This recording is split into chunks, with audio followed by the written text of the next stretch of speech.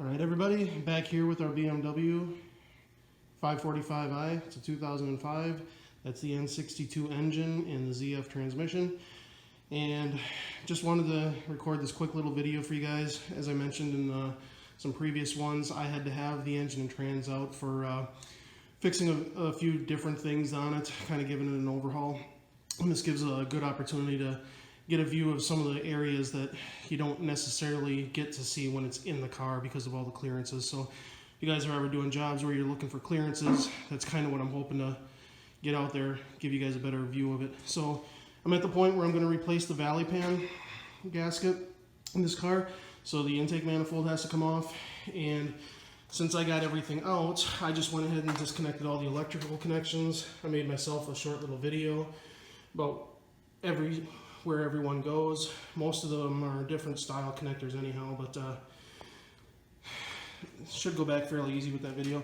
And I just kind of laid it back, make sure the wires weren't on the floor. There's so we had some clips down here running along the back. You can actually see right there, this is where the main cable harness is going to come up onto the top of the engine. So if you're wondering why it's so tight up there and everything holds in place, they got a number of these clips on the back, so that's good. One thing that we have to do, you can see on the other side, I'm going to do the valve stem seals anyways, so I already had that valve cover off.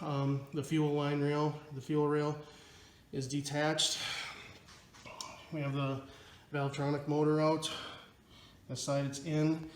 You want to take a look right straight down in there. You'll see the front end where the intake is,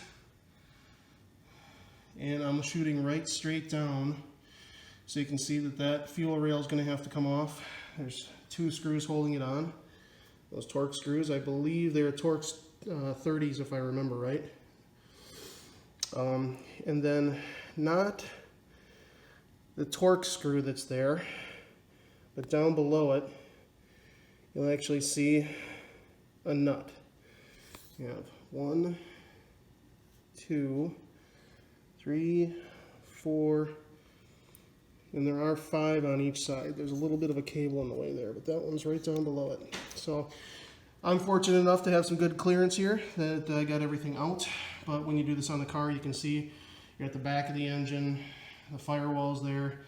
That one's going to be a little bit difficult to get to, but there's plenty of videos out there, people showing that they got it. So here's the front with everything cleaned up, so you get a good view of that. All we really have is I disconnected our port here. We have the fuel line going from left to right side of the engine that'll come off.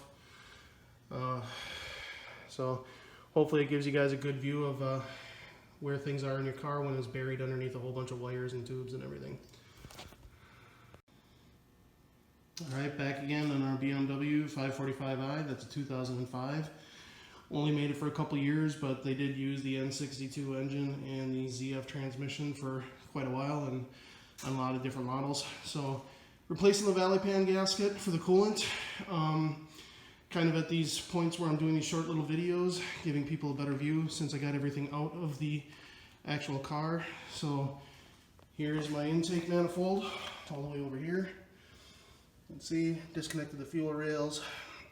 Have those 11 millimeter socket that actually took all those nuts off. Those were 5 on each side. Inside the engine, pretty nasty. You can see we have quite a bit of coolant built up in there. We got some other debris in there. This car, I'm told, did sit for quite a while, not running, before it came to us. So not surprising we're having all these issues, but really didn't expect to see quite that much in there. So let's see. Those are the studs sticking up that those nuts secured onto. That was an 11 millimeter socket, so I got new gaskets for that. I got new valley pan, got new coolant pipe, all the good stuff. So we'll go ahead and remove those nuts. Those look like they are also 10s or 11s. I guess I haven't checked it yet, but I'll get another video clip in just a minute here. So continuing on, BMW 545i. It's a 2005 model, N62 engine, ZF transmission. At the point where I did a little bit of cleaning inside the underneath the intake manifold, you can see the first thing that I did was I actually put some protection inside those ports. Don't want anything falling any further down.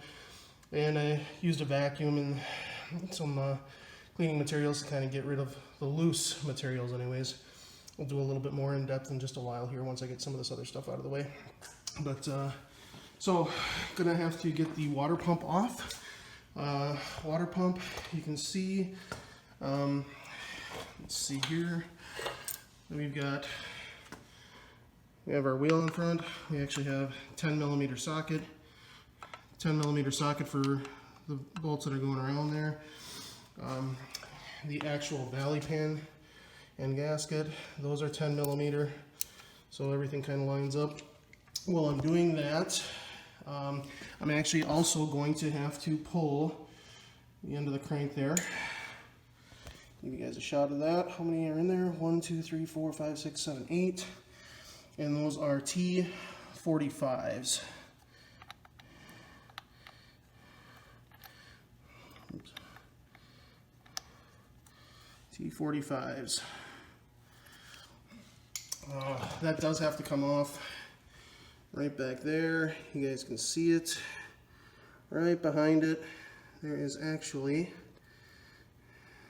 another 10mm nut or bolt behind there. So in order to get that water pump off, you have to do that. I do have a new gasket for it, so everything will be sealed up nice and tight. While I'm doing all of this, actually our secondary air line coming from the front of the engine runs underneath the manifold, runs through a couple of clips, splits off. There's a line going here, one going to the passenger side, one on the driver's side.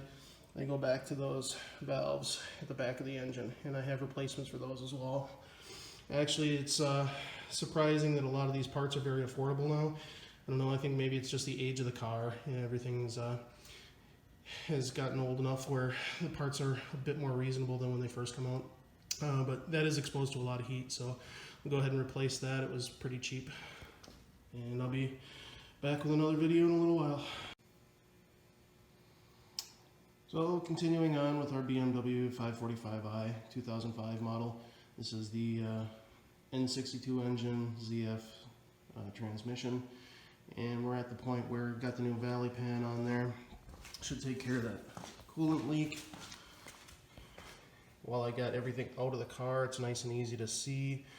You guys can see the clearances that we're dealing with. This is actually just the secondary air hose that's going back there. Put that in last night as well. So we've got our retaining bolts that are going in there. Everything's already in, it's torqued down. Torque sequence started in the middle and then moving in kind of an X pattern on the way out, like so many other things do.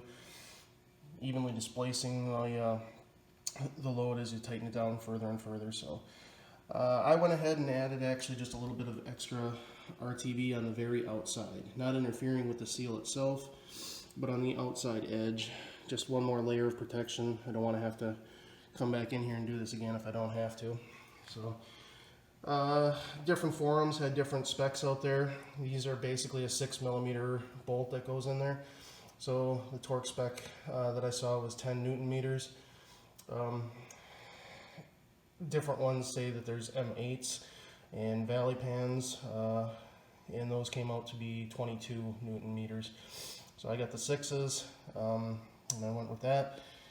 So we'll start getting everything back together, get the intake manifold back on, and start getting everything wrapped up.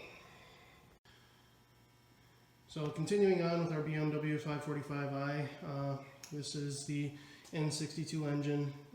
Just finished putting in the valley pan gasket.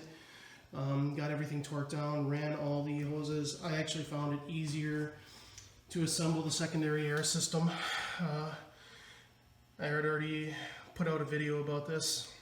Got our check valves there, tubes running down to the engine itself, and then there is a plastic Y-shaped tube that actually runs underneath the manifold along the length to the front of the engine and then connects in the front. Before putting the manifold on, I do have new gaskets for that. So here's the old ones, the way that I found it easiest. There's mounting studs that come up from the engine block and go through those holes. You also notice next to them we have those little alignment pins.